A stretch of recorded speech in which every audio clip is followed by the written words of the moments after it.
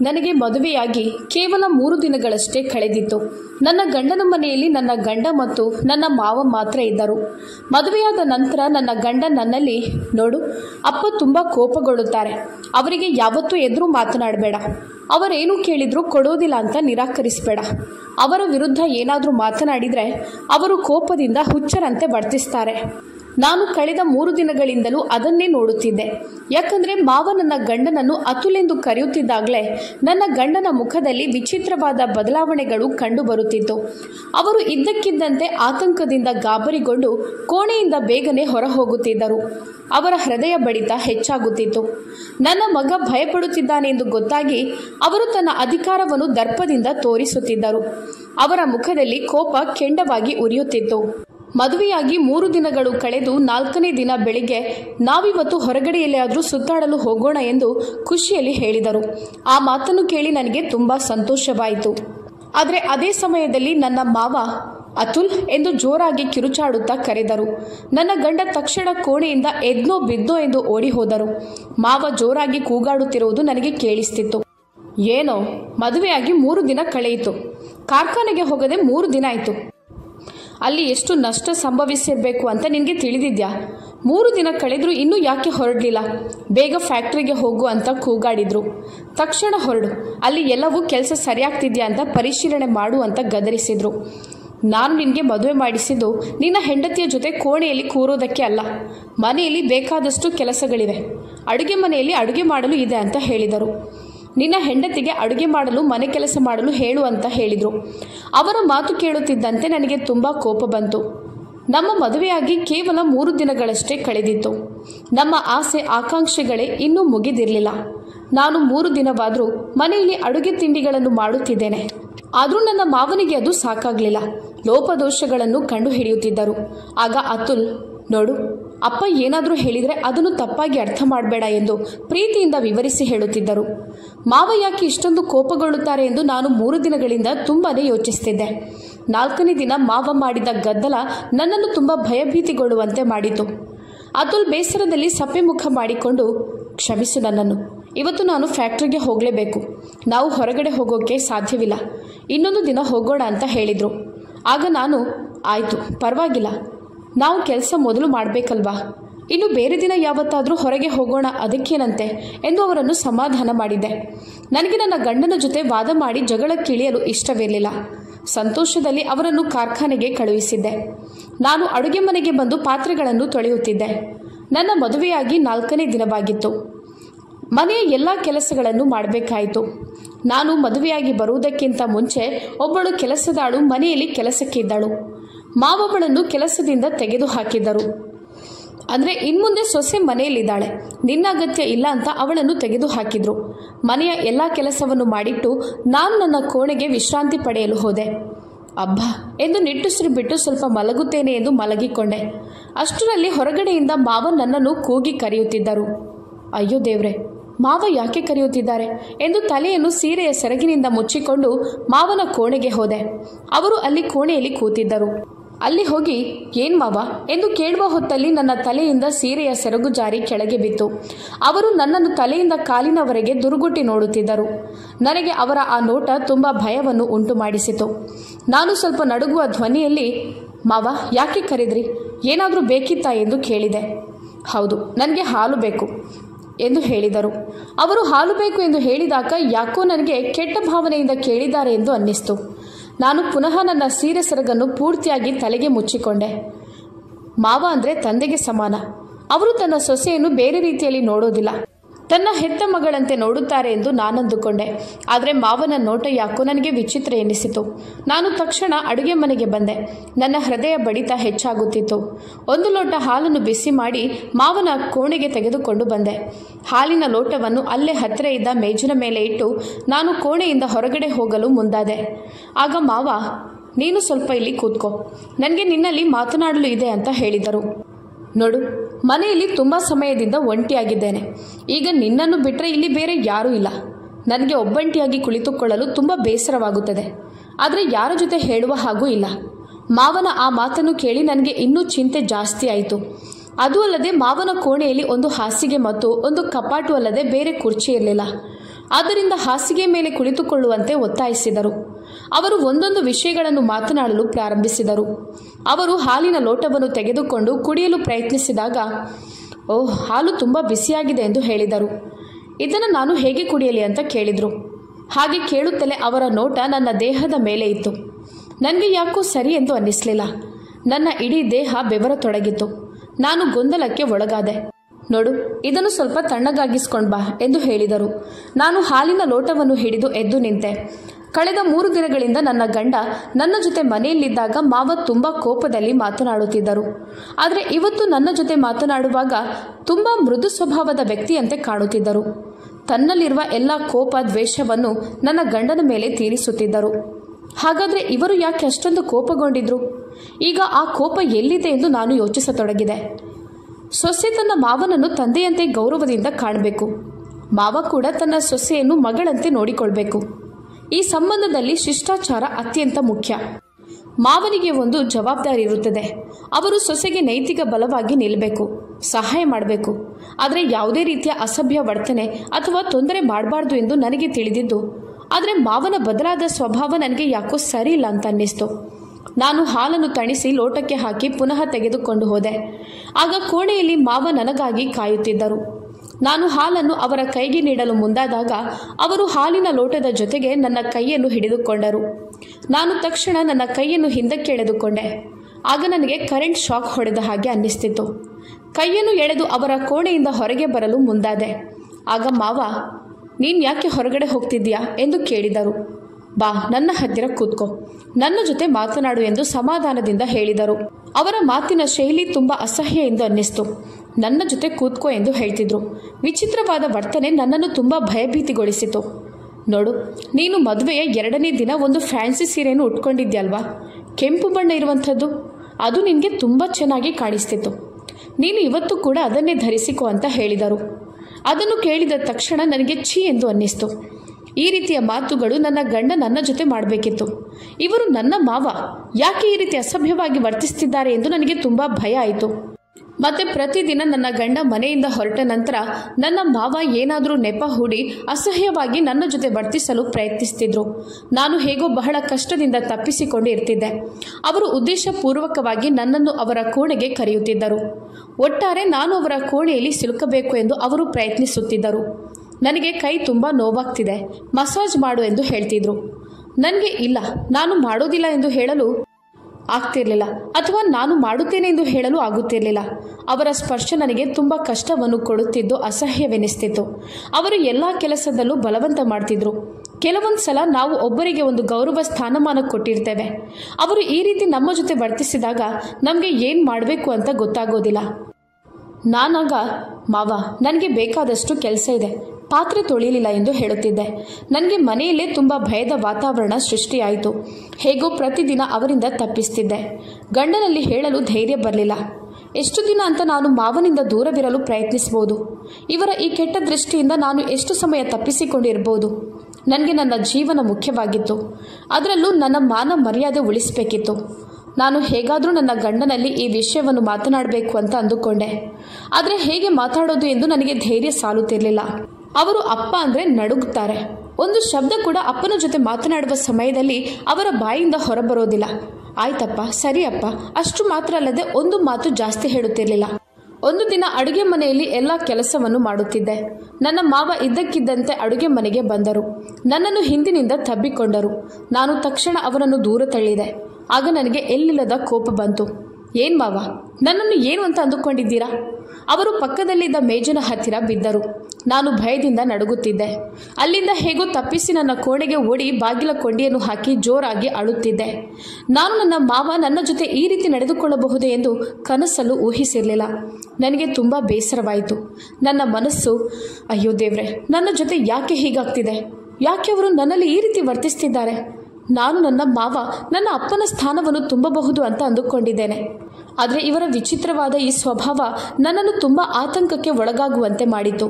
ಇನ್ನು ಯಾವುದೇ ಕಾರಣಕ್ಕೂ ನಾನು ನನ್ನ ಗಂಡನಲ್ಲಿ ಈ ವಿಷಯವನ್ನು ಮುಚ್ಚಿಡುವುದಿಲ್ಲ.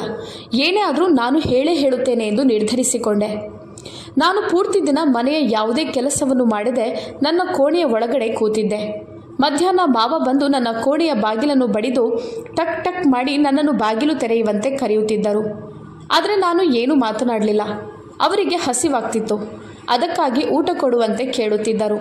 ನಾನು ಮೌನವಾಗಿದ್ದೆ. ಒಂದು ವೇಳೆ ಊಟ ಕೊಡಲು ಎಂದು ಹೊರಗಡೆ ಹೋದರೆ ಏನಾದರೂ ತೊಂದರೆ ಕೊಡುತ್ತಾರೆ ಎಂದು ನನಗೆ ಚೆನ್ನಾಗಿ ಗೊತ್ತಿತ್ತು. ನನ್ನ ಗಂಡ ಬಂದು ಬಾಗಿಲು ತಟ್ಟಿದರು. ಕಾಂಚನ, ನೀನು ಯಾಕೆ ಬಾಗಿಲು ಹಾಕಿ ಒಳಗಡೆ ಇದೆಯಾ? ಬೆಳಗ್ಗೆಯಿಂದ ಬಾಗಿಲೇ ತೆಗೆದಿಲ್ವಂತೆ, ಏನಾಯಿತು ಎಂದು ಕೇಳಿದರು. ನಾನು ಅವರ ಧ್ವನಿ ಕೇಳುತ್ತಿದ್ದಂತೆ ಬಾಗಿಲು ತೆರೆದೆ. ನಾನು ಬಾಗಿಲು ತೆರೆಯುತ್ತಿದ್ದಂತೆ ಅಪ್ಪ ಮಗ ಇಬ್ಬರೂ ಕೋಪದಿಂದ ನನ್ನನ್ನು ನೋಡುತ್ತಿದ್ದರು. ಏನಾಗಿದೆ ಕಾಂಚನ ನಿನಗೆ ಎಂದು ನನ್ನ ಗಂಡ ಕೋಪದಲ್ಲಿ ಕೇಳಿದರು. ನನ್ನ ಅಪ್ಪ ಬೆಳಗ್ಗೆಯಿಂದ ಹಸಿವಿನಲ್ಲಿ ಒದ್ದಾಡ್ತಿದ್ದಾರಂತೆ. ನೀನು ಏನು ಮಾಡ್ತಿದ್ಯಾ ಇಲ್ಲಿ ಎಂದು ಕೇಳಿದರು. ಕಾಂಚನ, ನಿನಗೇನು ಭಾಷೆ ಅನ್ನೋದಿಲ್ವಾ? ನನ್ನ ಅಪ್ಪನಿಗೆ ಶುಗರ್ ಮತ್ತು BP ಎಲ್ಲ ಕಾಯಿಲೆಗಳು ಇದೆ. ಸರಿಯಾದ ಸಮಯಕ್ಕೆ ಊಟ ತಿಂಡಿ ಕೊಡಬೇಕು ಅಂತ ಗೊತ್ತಿಲ್ವಾ? ಒಂದು ವೇಳೆ ತಿನ್ನದಿದ್ದರೆ ಆರೋಗ್ಯಕ್ಕೆ ಹೆಚ್ಚು ಕಮ್ಮಿ ಆಗೋದಿಲ್ವಾ? ಎಷ್ಟು ಹೇಳಿದರೂ ನಾಚಿಕೆ ಅನ್ನೋದು ಇಲ್ಲ ಅಂತ ನನ್ನನ್ನು ಬೈದರು. ಏನಾದರೂ ಆದರೆ ಇದಕ್ಕೆ ಯಾರು ಜವಾಬ್ದಾರರು ಎಂದು ಕೂಡ ಕೇಳಿದರು. ಆಗ ನನ್ನ ತಾಳ್ಮೆ ಕೆಟ್ಟು ಹೋಯಿತು. ನೋಡಿ, ನಿಮ್ಮ ತಂದೆಯ ಜವಾಬ್ದಾರಿಯನ್ನು ತೆಗೆದುಕೊಳ್ಳಲು ನನ್ನಿಂದ ಸಾಧ್ಯ ಇಲ್ಲ. ನೀವು ಬೇರೆ ಯಾರನ್ನಾದರೂ ನೋಡ್ಕೊಳ್ಳಿ ಅಂತ ಹೇಳಿದೆ. ಆಗ ನನ್ನ ಮಾವ, ನೋಡು, ಮದುವೆಯಾಗಿ ಶನಿವಾರಕ್ಕೆ 1 ವಾರ ಕೂಡ ಆಗೋದಿಲ್ಲ. ನಿನ್ನ ಹೆಂಡತಿ ಹೇಗೆ ಮಾತನಾಡ್ತಿದ್ದಾಳೆ? ಅವಳ ನಿಜ ಮುಖವನ್ನು ತೋರಿಸಲು ಹೊರಟಿದ್ದಾಳೆ. ನನಗೆ ಮೊದಲೇ ಗೊತ್ತಿತ್ತು ಈ ಹುಡುಗಿಯರು ಇದೇ ರೀತಿ ಮಾಡ್ತಾರೆ. ಮದುವೆ ಮುಂಚೆ ಮುಗ್ಧರಂತೆ ಇರ್ತಾರೆ. ನಂತರ ತಾವು ಹೇಗಾದರೂ ಮಾಡಿ ಆ ಮನೆಯಿಂದ ಹೋಗಬೇಕು, ಬೇರೆ ಮನೆ ಮಾಡಬೇಕು. ಅವನ ಕುಟುಂಬಸ್ಥರನ್ನು ಬಿಟ್ಟು ನಾನು ನನ್ನ ಗಂಡ ಬದುಕಬೇಕು ಅಂತ ಕನಸು ಕಾಣುತ್ತಾರೆ ಎಂದು ಹೇಳಿದರು. ಅಷ್ಟರಲ್ಲಿ ತಂದೆಯ ಮಾತನ್ನು ಕೇಳಿ ನನ್ನ ಗಂಡ, ಕಾಂಚನ, ಇನ್ನು ಮುಂದೆ ನನ್ನ ಅಪ್ಪನ ಬಗ್ಗೆ ಏನಾದರೂ ಒಂದು ಮಾತು ಹೇಳಿದರೆ ತಕ್ಷಣ ನಿನಗೆ ವಿಚ್ಛೇದನ ನೀಡುತ್ತೇನೆ. ನಿನ್ನ ಕೈಗೆ ವಿಚ್ಛೇದನ ಪತ್ರವನ್ನು ಕೊಡುತ್ತೇನೆ, ನೆನಪಿನಲ್ಲಿ ಇಟ್ಟುಕೋ ಎಂದು ಗದರಿಸಿದರು. ಅವರ ಮಾತು ಕೇಳುತ್ತಿದ್ದಂತೆ ನನ್ನ ಕಣ್ಣು ತುಂಬಿತು. ಯಾಕಂದರೆ ನನ್ನ ಅಪ್ಪನಿಗೆ 6 ಹೆಣ್ಣು ಮಕ್ಕಳಾಗಿದ್ದರು. ಬಹಳ ಕಷ್ಟದಿಂದ ಪ್ರತಿಯೊಬ್ಬ ಹೆಣ್ಣು ಮಕ್ಕಳಿಗೂ ಮದುವೆ ಮಾಡಿಸುವಾಗ ಚಿನ್ನ, ವರದಕ್ಷಿಣೆ ಇವುಗಳನ್ನು ಕೊಟ್ಟು ಮದುವೆ ಮಾಡಿಸಿದ್ದರು. ಅದು ಅಲ್ಲದೆ ಮದುವೆ ಸಮಯದಲ್ಲಿ ನನ್ನ ಅಮ್ಮ ನನಗೆ ವಿದಾಯ ಹೇಳುವಾಗ ಯಾವುದೇ ಕಾರಣಕ್ಕೂ ಗಂಡನ ಮನೆಯಲ್ಲಿ ಜಗಳವಾಡಿ ತವರು ಮನೆಗೆ ಬರಬಾರ್ದು ಅಂತ ಹೇಳಿದ್ದರು.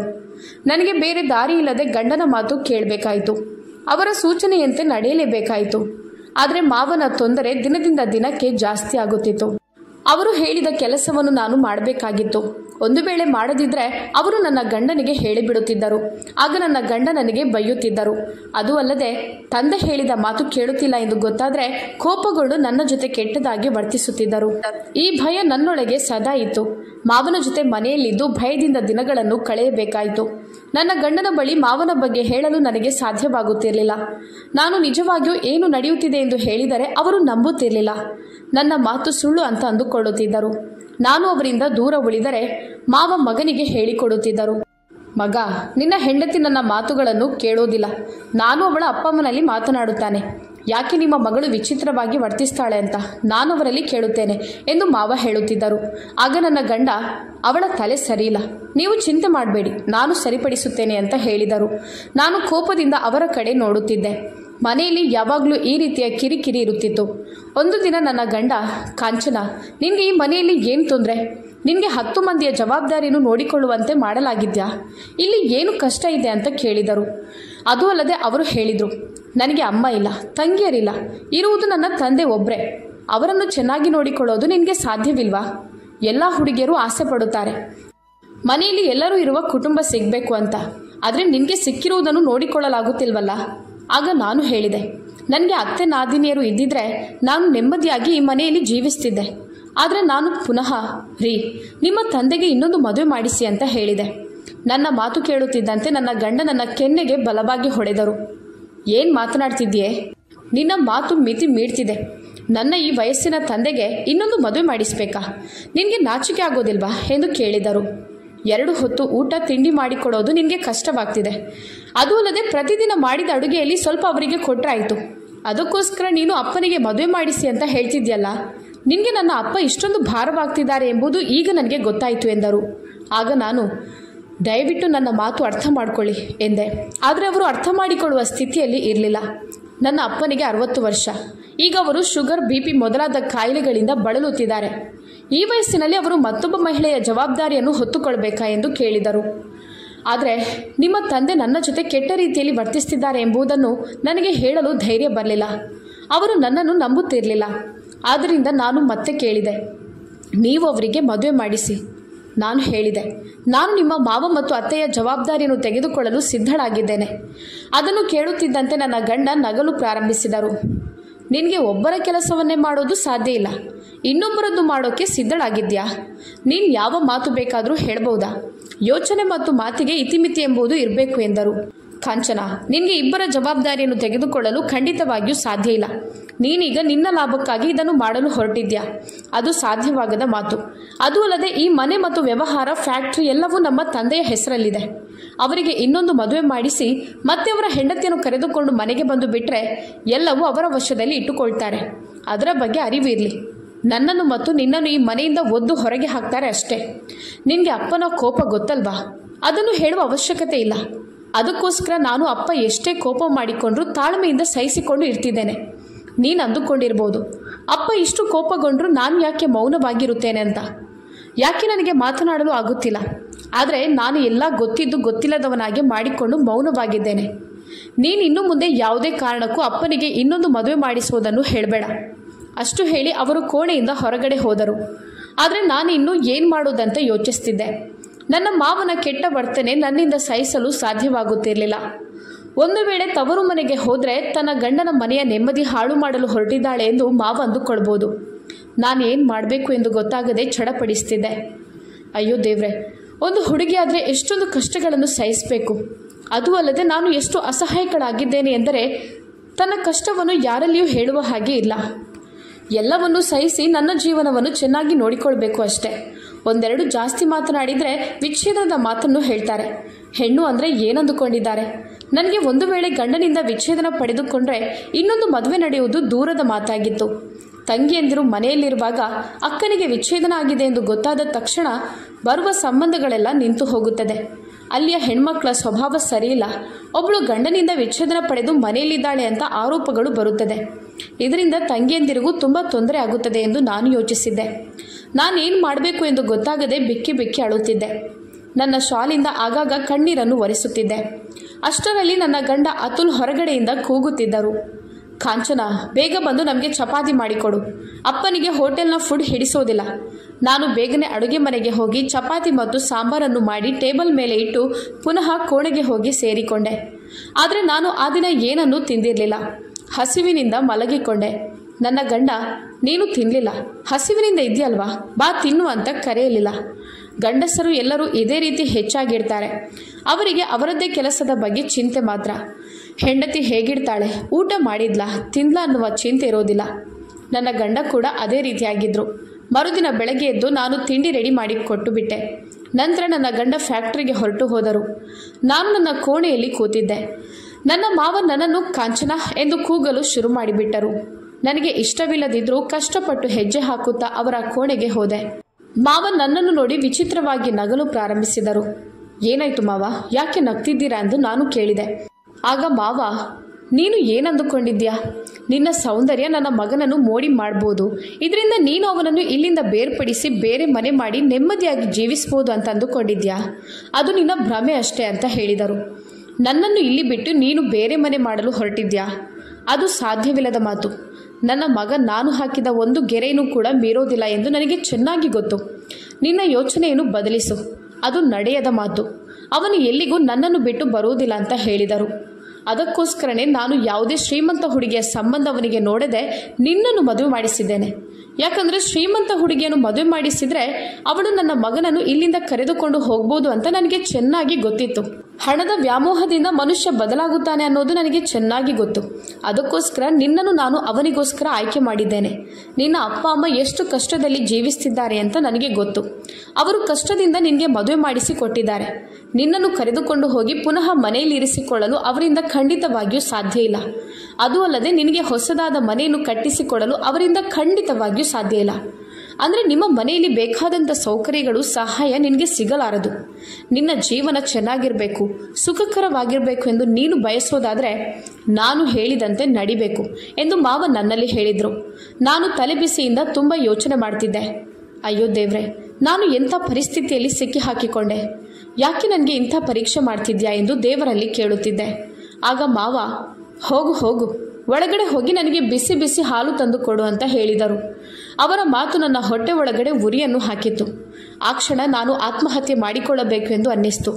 ಆದರೆ ಆತ್ಮಹತ್ಯೆ ಮಾಡೋದ್ರಿಂದ ಗಂಡನ ಮನೆಯ ಅವಮಾನ, ಕಷ್ಟ, ನಿಂದನೆ ತಾಳಲಾರದೆ ಕೆಲವೊಮ್ಮೆ ಮಹಿಳೆ ಆತ್ಮಹತ್ಯೆ ಹಾದಿ ಆಯ್ದುಕೊಳ್ಳುತ್ತಾಳೆ. ಆದರೆ ಇಂತಹ ತಾತ್ಕಾಲಿಕ ನೋವಿಗೆ ಆತ್ಮಹತ್ಯೆ ಶಾಶ್ವತ ಪರಿಹಾರವಲ್ಲ. ಆತ್ಮಹತ್ಯೆಯಿಂದ ಕುಟುಂಬದ ಮೇಲೆ ಪರಿಣಾಮ ಬೀಳುತ್ತದೆ.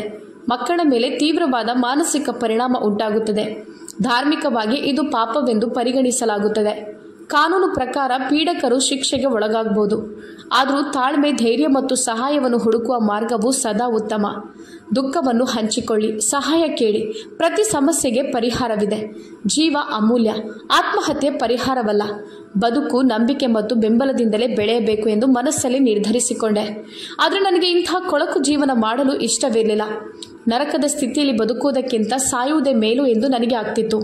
ನಾನು ಒಳಗಡೆ ಹೋಗಿ 1 ಲೋಟ ಹಾಲನ್ನು ಬಿಸಿ ಮಾಡಿ ಮಾವನ ಕೋಣೆಗೆ ಹೋಗಿ ಇಟ್ಟು ಬಂದೆ. ನಂತರ ನಾನು ಬೇಗ ಅಡುಗೆಗಳನ್ನು ಮಾಡಿ ಊಟ ತಿಂಡಿಗಳನ್ನು ಮಾವನ ಕೋಣೆಗೆ ತೆಗೆದುಕೊಂಡು ಹೋದರೆ ತಕ್ಷಣ ಅಲ್ಲಿಂದ ಹೊರಟು ಹೊರಗಡೆ ಬರ್ತಿದ್ದೆ. ಅವರ ಜೊತೆ ಮಾತನಾಡುತ್ತಿರಲಿಲ್ಲ, ಪಕ್ಕದಲ್ಲಿ ಕುಳಿತುಕೊಳ್ಳುತ್ತಿರಲಿಲ್ಲ. ಅವರಿಂದೇನಾದರೂ ಕೇಳಬಹುದಾ ಎಂದು ಕೂಡ ಕಾಯುತ್ತಿರಲಿಲ್ಲ. ತಕ್ಷಣ ಅಲ್ಲಿಂದ ಹೊರಟು ಹೋಗಿ ನನ್ನ ಕೋಣೆಯಲ್ಲಿ ಹೆಚ್ಚಿನ ಸಮಯವನ್ನು ಕಳೆಯುತ್ತಿದ್ದೆ. ಒಂದು ದಿನ ಮಾವ ನನಗೆ ಬಿರಿಯಾನಿ ಮಾಡು ಅಂತ ಹೇಳಿದರು. ನಾನವರಿಗೆ ಯಾವುದೇ ರೀತಿಯ ಗೌರವ ಕೂಡ ನೀಡುತ್ತಿರಲಿಲ್ಲ. ನನಗೆ ಮಾಡೋದಕ್ಕೆ ಇಷ್ಟವಿರಲಿಲ್ಲ. ಹಾಗಾಗಿ ನಾನು ಮಾಡೋದಿಲ್ಲ ಅಂತ ಹೇಳಿದೆ. ಆಗ ಇಲ್ಲ, ಇವತ್ತು ನೀನು ಬಿರಿಯಾನಿ ಮಾಡಲೇಬೇಕು ಎಂದು ಹಠ ಹಿಡಿದರು. ಅಂದರೆ ಕೋಪದಿಂದ ಮಾಡಲೇಬೇಕು ಅಂತ ಹೇಳಿದರು. ಕೊನೆಗೆ ನಾನು ಆ ರಾತ್ರಿ ಬಿರಿಯಾನಿ ಮಾಡಿದೆ. ಟೇಬಲ್ ಹತ್ತಿರ ತಂದು ನಾನು ಗಂಡ ಮತ್ತು ಮಾವನಿಗೆ ಊಟ ಬಡಿಸಿ ಅವರಲ್ಲಿ ಊಟ ಮಾಡುವಂತೆ ಕೇಳಿಕೊಂಡೆ. ಅವರು ಊಟ ಮಾಡುತ್ತಿದ್ದರು. ನನ್ನ ಮಾವನ ಕೋರಿಕೆಯ ಮೇರೆಗೆ ನಾನು ಬಿರಿಯಾನಿ ಮಾಡಿದ್ದೆ. ಬಿರಿಯಾನಿ ಕೂಡ ತುಂಬ ಚೆನ್ನಾಗಿತ್ತು. ಊಟ ಮಾಡುತ್ತಿರುವಾಗ ಮಾವ ತನ್ನ ಮಗನಲ್ಲಿ ಹೇಳಿದರು, ಇಂದು ನನ್ನ ಸೊಸೆ ನನ್ನನ್ನು ಸಂತೋಷಪಡಿಸಿದ್ದಾಳೆ. ಅವಳು ತುಂಬ ರುಚಿಯಾದ ಊಟ ಮಾಡಿದ್ದಾಳೆ. ನನಗೆ ಬಿರಿಯಾನಿ ಅಂದರೆ ತುಂಬ ಇಷ್ಟ. ಇದರ ರುಚಿ ಕೂಡ ತುಂಬ ಚೆನ್ನಾಗಾಗಿದೆ ಅಂತ ಹೇಳಿದರು. ಇದನ್ನು ಕೇಳಿದ ನಂತರ ಅತುಲ್ ನಗಲು ಪ್ರಾರಂಭಿಸಿದರು. ಅವನು ಹೆಮ್ಮೆಯ ಕಣ್ಣುಗಳಿಂದ ನನ್ನನ್ನು ನೋಡಲಾರಂಭಿಸಿದರು. ಆದರೆ ನನಗೆ ಸ್ವಲ್ಪವೂ ಸಂತೋಷವಾಗಿರಲಿಲ್ಲ. ನಗು ಕೂಡ ಬರಲಿಲ್ಲ. ಮಾವ ಮಗನ ಮುಂದೆ ಗಂಭೀರವಾಗಿ ಮಾತನಾಡುತ್ತಿದ್ದರು. ತನ್ನ ಮಗ ಇಲ್ಲದ ಸಮಯದಲ್ಲಿ ಅಸಭ್ಯವಾಗಿ ವರ್ತಿಸುತ್ತಿದ್ದರು. ನನಗೆ ಅವರ ಹೊಗಳಿಕೆ ಬೇಕಾಗಿರಲಿಲ್ಲ. ಆಗ ಮಾವ ನನಗೆ 1,000 ರೂಪಾಯಿ ಹಣವನ್ನು ತೆಗೆದು, ಸೊಸೆ, ಇದನ್ನು ತೆಗೆದುಕೋ. ಇವತ್ತು ಇದನ್ನು ನಾನು ಉಡುಗೊರೆಯಾಗಿ ನಿನಗೆ ನೀಡುತ್ತಿದ್ದೇನೆ. ನೀನು ಮಾಡಿದ ರುಚಿಕರವಾದ ಬಿರಿಯಾನಿಗೆ ನನ್ನ ಉಡುಗೊರೆ ಅಂತ ಹೇಳಿದರು. ಇಲ್ಲ ಮಾವ, ನನಗೆ ಇದರ ಅಗತ್ಯ ಇಲ್ಲ ಎಂದು ನಾನು ನಿರಾಕರಿಸಿದೆ. ಇದು ನನ್ನ ಕರ್ತವ್ಯ. ಇದನ್ನು ನಾನು ನಿಭಾಯಿಸಿದ್ದೇನೆ ಅಷ್ಟೇ ಅಂತ ಹೇಳಿದೆ. ನಾನು ನಿರಾಕರಿಸಿದ ತಕ್ಷಣ ಅತುಲ್ ನನ್ನನ್ನೇ ದಿಟ್ಟಿಸಿ ನೋಡತೊಡಗಿದರು. ಅಪ್ಪ ಅದನ್ನು ನಿನಗೆ ಸ್ವಇಚ್ಛೆಯಿಂದ ಸಂತೋಷದಲ್ಲಿ ಕೊಡ್ತಿದ್ದಾರೆ. ಬೇಡ ಅನ್ಬೇಡ, ತೆಗೆದುಕೋ ಅಂತ ಮೆತ್ತಗೆ ಹೇಳಿದರು. ನನಗೆ ಬೇಡವಾದರೂ ನಾನು 1,000 ರೂಪಾಯಿಯನ್ನು ತೆಗೆದುಕೊಂಡೆ. ನಾನು ಟೇಬಲಲ್ಲಿದ್ದ ಪಾತ್ರೆ ತೆಗೆದುಕೊಳ್ಳಲು ಎದ್ದು ನಿಂತ ತಕ್ಷಣ ನನ್ನ ಮಾವ ಕೂಡ ಎದ್ದು ನಿಂತರು. ಅವರು ನನ್ನ ಕಡೆಗೆ ಬಂದು ನನ್ನನ್ನು ತಬ್ಬಿಕೊಂಡು ನನ್ನ ಹಣೆಯ ಮೇಲೆ ಮುತ್ತಿಟ್ಟರು. ನಾನು ಕಲ್ಲಿನ ಪ್ರತಿಮೆಯಾಗಿ ಮಾರ್ಪಟ್ಟಂತೆ ಭಾಸವಾಯಿತು. ನಿನ್ನ ಬದಲಾದ ಮನೋಭಾವದಿಂದ ನನಗೆ ತುಂಬ ಸಂತೋಷವಾಗಿದೆ ಎಂದು ಮಾವ ಹೇಳಿದರು. ನೀನು ಹೀಗೇ ಇದ್ರೆ ನೀನು ಶೀಘ್ರದಲ್ಲೇ ನನ್ನ ಹೃದಯದಲ್ಲಿ ಸ್ಥಾನ ಪಡೆಯುತ್ತೀಯಾ ಎಂದು ಮೆತ್ತಗಿನ ಧ್ವನಿಯಲ್ಲಿ ಹೇಳುತ್ತಾ ಅವರು ತನ್ನ ಕೋಣೆಗೆ ಹೋದರು. ನಾನು ಅತುಲನ್ನು ನೋಡ್ತಿದ್ದೆ. ಅವರ ಮುಖದಲ್ಲಿ ಯಾವುದೇ ವ್ಯತ್ಯಾಸ ಆಗಲಿಲ್ಲ. ಆದರೆ ನನಗೆ ತುಂಬ ಬೇಸರವಾಯಿತು. ರೀ, ಅಪ್ಪನ ಈ ನಡವಳಿಕೆ ನನಗೆ ಇಷ್ಟವಾಗೋದಿಲ್ಲ. ನಾನು ಅವರ ನಿಜವಾದ ಮಗಳಲ್ಲ. ಅವರು ನನ್ನೊಂದಿಗೆ ದೂರವಿದ್ದು ಮಾತನಾಡಬೇಕು. ಅವರು ನನ್ನನ್ನು ತಬ್ಬಿಕೊಳ್ಳಲು ಏನು ಹಕ್ಕಿದೆ? ದೇವರು ತಂದೆ ಮತ್ತು ಮಗಳಿಗೆ ಒಂದು ನಿರ್ದಿಷ್ಟ ವಯಸ್ಸಿನ ಅಂತರ ಕಾಯ್ದುಕೊಳ್ಳಲು ಹೇಳಿದ್ದಾನೆ, ಮತ್ತು ತಾಯಿ ಮತ್ತು ಮಗನಿಗೂ ಸಹ. ನನ್ನ ಈ ಹೇಳಿಕೆಯಿಂದ ನನ್ನ ಗಂಡ ತುಂಬ ಕೋಪಗೊಂಡ. ನೀನು ಇಷ್ಟೊಂದು ಸಂಕುಚಿತ ಮನಸ್ಸಿನವಳು ಎಂದು ನಾನು ಭಾವಿಸಿರಲಿಲ್ಲ. ನನ್ನ ತಂದೆ ನಿನ್ನನ್ನು ತನ್ನ ಮಗಳೆಂದು ಪರಿಗಣಿಸ್ತಾರೆ. ಅವರು ನಿನ್ನನ್ನು ಸ್ವಲ್ಪ ಮುಟ್ಟಿದ್ರೆ, ನಿನ್ನ ತಲೆಯನ್ನು ಮುದ್ದಿಸಿದರೆ ಏನಾಗುತ್ತೆ? ನೀನು ವಿಚಿತ್ರ ಹುಡುಗಿ. ನಿನ್ನ ತಂದೆಯ ಹೃದಯದಲ್ಲಿ ಸ್ಥಾನ ಪಡೆಯುವ ಬದಲು ನೀನು ಎಲ್ಲವನ್ನೂ ತೂಗುತ್ತೀಯ. ನೀನು ನಿನಗೆ ಸಿಗುವಂಥ ಪ್ರೀತಿಯನ್ನು ದೂರ ಮಾಡ್ತಿದ್ಯಾ ಅಂತ ಹೇಳಿದರು. ಇಲ್ಲ ರೀ, ಅದು ನಿಮ್ಮ ತಪ್ಪು ಕಲ್ಪನೆ. ನಾನು ನನ್ನ ಮಾವನನ್ನು ಗೌರವದಿಂದ ನೋಡಲು ಪ್ರಯತ್ನಿಸ್ತಿದ್ದೇನೆ. ಆದರೆ ಅವರು ಆ ಮಿತಿಯನ್ನು ದಾಟಿ ನಡೆಯುತ್ತಿದ್ದಾರೆ ಎಂದು ಹೇಳಿದೆ. ನನ್ನ ಮಾತನ್ನು ಕೇಳಿ ಅರ್ಥ ಮಾಡುವಂಥ ಪರಿಸ್ಥಿತಿಯಲ್ಲಿ ನನ್ನ ಗಂಡ ಇರಲಿಲ್ಲ. ನನಗೆ ಎಂಥ ವಿಚಿತ್ರ ಸಂಬಂಧ ಇದು ಅಂತ ತುಂಬ ಬೇಸರವಾಯಿತು. ನೋಡು ಕಾಂಚನ, ಅಪ್ಪನ ವಿರುದ್ಧವಾಗಿ ಏನು ಮಾತನಾಡದೆ ಅಪ್ಪ ಹೇಳಿದಂತೆ ಕೇಳು. ಇಲ್ಲದಿದ್ದರೆ ಮುಂದೆ ನಿನಗೆ ತೊಂದರೆ ಆಗಬಹುದು ಎಂದು ನನ್ನ ಕಡೆ ಬೆರಳು ತೋರಿಸುತ್ತಾ ಹೇಳಿದರು. ಇದು ನಿನಗೆ ಕೊನೆಯ ಅವಕಾಶ. ಇನ್ನು ಮುಂದೆ ನಾನು ನಿನ್ನಲ್ಲಿ ಏನು ಹೇಳಲು ಬರುವುದಿಲ್ಲ ಎಂದು ಹೇಳಿ ಒಳಗಡೆ ಹೋದರು. ನನಗೆ ಏನು ಮಾಡಬೇಕು ಏನು ಹೇಳಬೇಕು ಎಂದು ಅರ್ಥವಾಗ್ತಾ ಇರಲಿಲ್ಲ. ಅರ್ಥವಾದರೂ ಅದನ್ನು ಏನು ಮಾಡುವಂಥ ಪರಿಸ್ಥಿತಿಯಲ್ಲಿ ನಾನಿರಲಿಲ್ಲ. ನಾನು ನನ್ನಷ್ಟಕ್ಕೆ ಅಳುತ್ತಾ ಒಂದು ಕಡೆ ಕುಳಿತುಕೊಂಡೆ. ಆಗ ಒಳಗಡೆ ಹೋದ ನನ್ನ ಗಂಡ ಹಿಂದಕ್ಕೆ ಬಂದು ಯಾಕೆ ಅಳುತ್ತಿದ್ಯಾ ಎಂದು ಕೇಳಿದರು. ರೀ, ನನ್ನ ಕೈಯಿಂದ ಏನೂ ಆಗ್ತಿಲ್ಲ. ನೀವು ನನಗೆ ಒಂದು ಬಾಟಲಿ ವಿಷ ತಂದು ಕೊಡಿ, ಇಲ್ಲದಿದ್ದರೆ ನೀವು ನಿಮ್ಮ ಅಪ್ಪನಿಗೆ ಇನ್ನೊಂದು ಮದುವೆ ಮಾಡಿಸಿ ಎಂದು ಹೇಳಿ ಜೋರಾಗಿ ಅತ್ತೆ. ಅವರು ಒಳಗಡೆ ಹೋದರು. ನಾನು ಅಳುತ್ತಾ ನನ್ನ ಕೋಣೆಗೆ ಹೋದೆ. ಸ್ವಲ್ಪ ಸಮಯದ ನಂತರ ಹೊರಗೆ ಕಾಲಿಂಗ್ ಬೆಲ್ ಬಾರಿಸಿತು. ನಾನು ಕೋಣೆಯಿಂದ ಹೊರಬಂದಾಗ ಮೈದುನ ಎದುರು ನಿಂತಿದ್ದ. ಅವನು ಶಿಕ್ಷಣ ಪಡೆಯಲು ಇಂಗ್ಲೆಂಡಿಗೆ ಹೋಗಿದ್ದ ಮತ್ತು ಅವನು ವಿದ್ಯಾಭ್ಯಾಸ ಮುಗಿಸಿ ಅಲ್ಲೇ ಕೆಲಸ ಮಾಡ್ತಿದ್ದ. ಈಗ ಅವನು ತಾನು ಪ್ರೀತಿಸುತ್ತಿದ್ದ ಹುಡುಗಿಯನ್ನು ಮದುವೆಯಾಗಿ ಮನೆಗೆ ಕರೆದುಕೊಂಡು ಬಂದಿದ್ದ. ನನಗೆ ಒಂದು ಕ್ಷಣ ತುಂಬ ಸಂತೋಷವಾಯಿತು, ಅಲ್ಲದೆ ಆಶ್ಚರ್ಯ ಕೂಡ ಆಯಿತು. ಅವನು ಮನೆಯಲ್ಲಿ ಅಷ್ಟೊಂದು ಮಾತನಾಡುತ್ತಿರಲಿಲ್ಲ. ನಾನು ಅವನಲ್ಲಿ ಮಾತನಾಡಿದ್ದು ಇಲ್ವೇ ಇಲ್ಲ. ಅವನು ಪ್ರೀತಿಸಿ ಹುಡುಗಿಯನ್ನು ಮದುವೆಯಾಗಿದ್ದು ಮಾವನಿಗೆ ಸ್ವಲ್ಪನೂ ಇಷ್ಟವಾಗಲಿಲ್ಲ. ಅದಕ್ಕೋಸ್ಕರ ಅವನಲ್ಲಿ ಮಾವ ಕೋಪಗೊಂಡಿದ್ದರು. ಮದುವೆ ವಿಷಯವನ್ನು ಅಪ್ಪನ ಜೊತೆ ಪ್ರಸ್ತಾಪ ಮಾಡಿದಾಗ ಮಾವ ನಿರಾಕರಿಸಿದ ಕಾರಣ ಅವನು ಮನೆಯವರೊಂದಿಗೆ ಸಂಪರ್ಕ ಕಡಿತ ಮಾಡಿದ್ದ. ಮಾವ ಕೂಡ ನೀನು ಮನೆಗೆ ಬರಲೇಬಾರದು ಎಂದು ಕೂಡ ಹೇಳಿದ್ದರು. ಅದಕ್ಕೋಸ್ಕರ ಮಾವ ನನಗೆ ಇರುವುದು ಒಬ್ಬನೇ ಮಗ ಎಂದು ಹೇಳುತ್ತಿದ್ದರು. ಅವರನ್ನು ನೋಡಿದ ತಕ್ಷಣ ಮಾವ ಕೋಪಗೊಂಡರು. ನೀನು ಅವಳನ್ನು ಇಷ್ಟಪಟ್ಟು ಮದುವೆಯಾಗಿದ್ಯಾ, ನಾನು ನಿನ್ನನ್ನು ಇಲ್ಲಿಗೆ ಬರಬಾರ್ದು ಅಂತ ಹೇಳಿದೆ, ನೀನು ಯಾಕೆ ಅವಳನ್ನು ಕರೆದುಕೊಂಡು ಬಂದಿದ್ಯಾ ಅಂತ ಕೇಳಿದರು. ಅವನು ಅಪ್ಪ ನನ್ನನ್ನು ಕ್ಷಮಿಸಿ ಎಂದು ಕೇಳಿಕೊಂಡನು. ಇಬ್ಬರು ಕೈ ಜೋಡಿಸಿ ನಿಂತಿದ್ದರು. ನಂತರ ಅತುಲ್ ಕೂಡ ಒಳಗಡೆಯಿಂದ ಬಂದು ಇವರನ್ನು ನೋಡುತ್ತಿದ್ದರು. ಮತ್ತೆ ಅಪ್ಪ, ನೀವು ನಿಮ್ಮ ಕೋಪವನ್ನು ಬಿಡಿ, ಏನಾಗಬೇಕೋ ಅದು ನಡೆದಿದೆ, ಇನ್ನೇನು ಮಾಡಲು ಸಾಧ್ಯ ಇಲ್ಲ ಅಲ್ವಾ? ಅವನ ಇಷ್ಟ, ಅವನ ಜೀವನ, ಅವನು ಇಷ್ಟ ಬಂದಂತೆ ಬದುಕಿಕೊಳ್ಳಲಿ ಅಂತ ಹೇಳಿದರು. ಮೈದುನನ ಹೆಂಡತಿ ತುಂಬ ಸ್ಲಿಮ್ ಆದ ಮಾಡೆಲ್ ಹುಡುಗಿಯಾಗಿದ್ದಳು. ನಾನು ಈಗ ಮನೆಯಲ್ಲಿ ಒಬ್ಬಂಟಿಯಾಗಿಲ್ಲ, ನನಗೆ ಜೋಡಿಯಾಗಿ ತಂಗಿ ಸಿಕ್ಕಿದ್ದಾಳೆ. ಇನ್ನು ಯಾವುದೇ ಭಯವಿಲ್ಲದೆ ಇಬ್ಬರು ಮನೆಯಲ್ಲಿರಬಹುದು ಎಂದು ನಾನಂದುಕೊಂಡೆ. ಅಪ್ಪ ಮಗನ ಕೋಪ ತಣ್ಣಗಾಯಿತು. ಮಗ ಅಪ್ಪನ ಕಾಲಿಗೆ ಬಂದು ಕ್ಷಮೆಯನ್ನು ಕೇಳಿ ಇಬ್ಬರು ಆಶೀರ್ವಾದ ತೆಗೆದುಕೊಂಡರು. ಸರಿ ಸರಿ ಎಂದು ಅವರನ್ನು ಸಂತೋಷದಿಂದ ಸ್ವೀಕರಿಸಿಕೊಂಡರು. ಮತ್ತೆ ನಾವಿಬ್ಬರು ಒಟ್ಟಿಗೆ ಸೇರಿ ಮನೆಯ ಕೆಲಸಗಳನ್ನೆಲ್ಲ ಮಾಡುತ್ತಿದ್ದೆವು. ನನ್ನ ತಂಗಿ ಅಂದರೆ ಮೈದುನನ ಹೆಂಡತಿ ತುಂಬ ಹರ್ಷಚಿತ್ತದಿಂದ ಮತ್ತು ಮಾತನಾಡುವ ಹುಡುಗಿಯಾಗಿದ್ದಳು. ಅವಳು ನನ್ನೊಂದಿಗೆ ಸ್ನೇಹಪರಳಾಗಿದ್ದಳು. ಸೂರಜ್ ಅತುಲ್ ಜೊತೆ ಕಾರ್ಖಾನೆಗೆ ಹೋಗಲು ಪ್ರಾರಂಭಿಸಿದ್ದ. ನನ್ನ ಮಾವನ ಗಮನ ನನ್ನ ಕಡೆಯಿಂದ ಮೈದುನನ ಹೆಂಡತಿಯ ಕಡೆಗೆ ತಿರುಗಿತ್ತು. ಒಂದು ರಾತ್ರಿ ನಾವು ಊಟ ಮಾಡುವಾಗ ಇನ್ನು ಮುಂದೆ ನನ್ನ ಎಲ್ಲ ಕೆಲಸಗಳಿಗೆ ನನ್ನ ಕಿರಿಯ ಸೊಸೆ ಸಹಾಯ ಮಾಡುತ್ತಾಳೆ ಎಂದು ಮಾವ ಹೇಳಿದರು. ಸರಿ ಎಂದು ಅವಳು ಕೂಡ ಸಂತೋಷದಿಂದ ಒಪ್ಪಿಕೊಂಡಳು. ನಿನಗೆ ಏನು ಬೇಕಾದರೂ ಸಂಕೋಚವಿಲ್ಲದೆ ನನ್ನಿಂದ ಕೇಳಬಹುದು ಮಾವ ಹೇಳಿದರು. ಆಗ ಇದನ್ನು ಕೇಳಿ ಸೂರಜ್ ಕೂಡ ನಗಲು ಪ್ರಾರಂಭಿಸಿದ. ಕೆಲವು ದಿನಗಳ ನಂತರ ನನ್ನ ಮೈದುನನ ಹೆಂಡತಿ ಸುಷ್ಮಾ ನನ್ನ ಮಾವನ ಕೋಣೆಯಿಂದ ಹೊರಬಂದಾಗ ಅವಳು ತುಂಬ ಅಸಮಾಧಾನಗೊಂಡ ಬೇಸರದ ಮುಖದಲ್ಲಿದ್ದಳು. ಅವಳು ತನ್ನ ಮುಖದ ಬೆವರು ಒರೆಸುತ್ತಾ ಒಂಥರ ಭಯಪಟ್ಟುಕೊಂಡಿದ್ದಳು. ಆಗ ನಾನು ಎಲ್ಲವನ್ನೂ ಅರ್ಥ ಮಾಡಿಕೊಂಡೆ. ಅವಳು ಅಡುಗೆ ಮನೆಗೆ ಹೋಗಿ ಸದ್ದಿಲ್ಲದೆ ಪಾತ್ರೆಗಳನ್ನು ತೊಳೆಯಲು ಪ್ರಾರಂಭಿಸಿದಳು. ನಾನು ಏನಾಯಿತು ಎಂದು ಕೇಳಿದೆ. ಅವಳು ಹೇಳಿದಳು, ನನಗೆ ಮಾವನ ಸ್ವಭಾವ ತುಂಬ ವಿಚಿತ್ರವೆನಿಸುತ್ತದೆ. ಅವರು ವಿಚಿತ್ರವಾಗಿ ನನ್ನನ್ನು ನೋಡುತ್ತಿದ್ದಾರೆ. ನಾನು ಹೌದಾ, ಏನಾಯಿತು ಎಂದು ಕೇಳಿದೆ. ಅವರು ನನ್ನನ್ನು ತಬ್ಬಿಕೊಳ್ಳಲು ಪ್ರಯತ್ನಿಸ್ತಾರೆ, ಕೈಯನ್ನು ಹಿಡಿದು ಎಳೆಯುತ್ತಾರೆ. ಯಾಕೋ ನನಗೆ ಅವರ ಸ್ವಭಾವ ಸರಿಯಿಲ್ಲ ಅಂತ ಅನ್ನಿಸ್ತಿದೆ. ಕೆಲವೊಮ್ಮೆ ಅಸಹ್ಯವಾಗಿ ಮಾತನಾಡುತ್ತಾರೆ. ಅವರ ಮಾತುಗಳನ್ನು ಕೇಳುವಾಗ ನನಗೆ ಒಂಥರ ಆಗುತ್ತದೆ. ಅವರ ಹತ್ತಿರ ಹೋಗೋದಕ್ಕೆ ಒಳ್ಳೆಯದಾಗೋದಿಲ್ಲ. ಅವರು ಆಡುವ ಮಾತುಗಳನ್ನು ಕೇಳುವಾಗ ನನ್ನ ಕಿವಿಗಳು ಕೂಡ ಕೋಪದಲ್ಲಿ ಎದ್ದು ನಿಲ್ಲುತ್ತದೆ. ಅಕ್ಕ, ನಾನು ನಿಮ್ಮ ಮೈದುನನಲ್ಲಿ ಇದರ ಬಗ್ಗೆ ಮಾತನಾಡುತ್ತೇನೆ. ನನಗೆ ಮುಚ್ಚಿಟ್ಟರೆ ಒಳ್ಳೆಯದು ಅಂತ ಅನ್ನಿಸೋದಿಲ್ಲ ಅಂತ ಹೇಳಿದಳು. ಅವರು ತನ್ನ ತಂದೆ ತುಂಬ ಒಳ್ಳೆಯವರು ಅಂತ ಹೇಳ್ತಿದ್ರು. ಎಲ್ಲ ವಿಷಯದಲ್ಲೂ ನನ್ನನ್ನು ಅಪ್ಪನ ಮುಂದೆ ತಂದು ನಿಲ್ಲಿಸ್ತಾರೆ. ನನಗೆ ಇದೆಲ್ಲ ಇಷ್ಟವಿಲ್ಲ ಎಂದಳು. ಈ ಇಬ್ಬರು ಸಹೋದರರು ತಮ್ಮ ತಂದೆಯ ಬಗ್ಗೆ ಎಂದಿಗೂ ಮಾತನಾಡುವುದಿಲ್ಲ ಎಂದು ನಾನು ಅವಳಲ್ಲಿ ಹೇಳಿದೆ.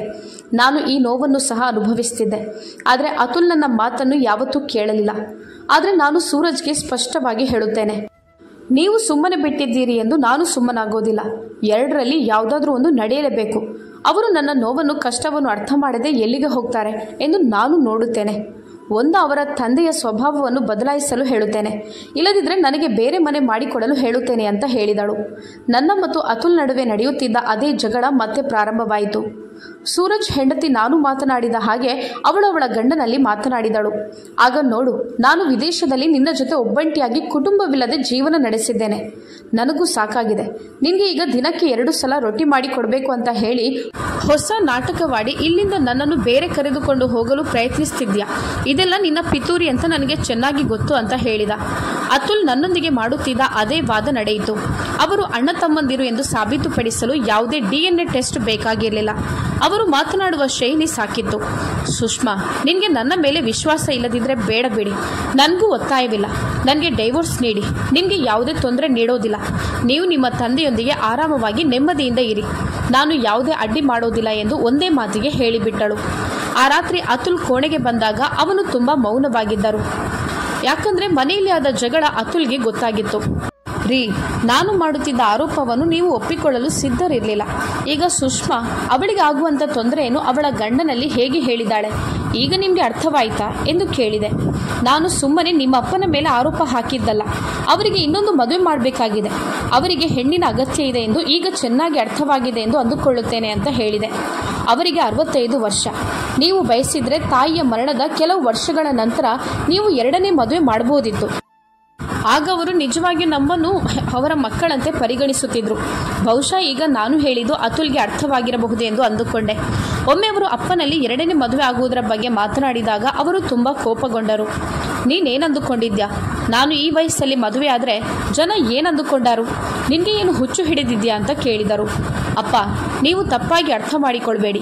ನಿಮಗೆ ಮದುವೆ ಆಗಬೇಕು ಎಂದಿದ್ದರೆ ವಯಸ್ಸು ಲೆಕ್ಕ ಮಾಡಬಾರ್ದು. ಸಮಾಜ ಏನು ಹೇಳುತ್ತದೆ ಅಂತ ನೀವು ಚಿಂತಿಸಬೇಡಿ. ನೀವು ಹೇಗೆ ಮಾಡ್ತಿದ್ದೀರಾ, ಏನು ಮಾಡ್ತಿದ್ದೀರಾ, ಎಷ್ಟು ಪ್ರಾಮಾಣಿಕವಾಗಿ ಇದ್ದೀರಾ ಅನ್ನೋದನ್ನು ಮಾತ್ರ ನೋಡಿದರೆ ಸಾಕು. ಎಷ್ಟೋ ಮಂದಿ ವಿಧವೆಯರು ಅಸಹಾಯಕರಾಗಿ ಇರ್ತಾರೆ. ಅವರಿಗೆ ಒಂದು ಬಾಳನ್ನು ನೀಡಿದರೆ ನಿಮಗೂ ಪುಣ್ಯ ಸಿಗುತ್ತದೆ. ಮತ್ತೆ ನೀವು ಯಾಕೆ ಅಂತ ವಿಧವೆಯನ್ನು ಮದುವೆಯಾಗಿ ಅವಳಿಗೆ ಬೆಂಬಲ ನೀಡಬಾರ್ದು ಎಂದು ನನ್ನ ಗಂಡ ಕೇಳಿದಾಗ ಮಾವ ಏನು ಮಾತನಾಡದೆ ಮೌನವಾದರು. ಅಪ್ಪ, ನನಗೆ ಪರಿಚಯ ಇರುವ ಒಬ್ಬರು ಹೇಳಿದ್ದಾರೆ. ಆ ಮಹಿಳೆ ಕೂಡ 45 ವರ್ಷ ವಯಸ್ಸಿನವರು. ಅವರವರ ಅಣ್ಣಂದಿರ ಕುಟುಂಬಸ್ಥರ ಜೊತೆ ಕಷ್ಟಕರವಾಗಿ ಜೀವಿಸುತ್ತಿದ್ದಾರೆ. ಅವರಿಗೆ ನೀವೊಂದು ಬಾಳು ಕೊಡಬಹುದಲ್ವಾ ಎಂದು ಕೇಳಿದಾಗ ಅಪ್ಪ ಕೋಪಗೊಂಡರು.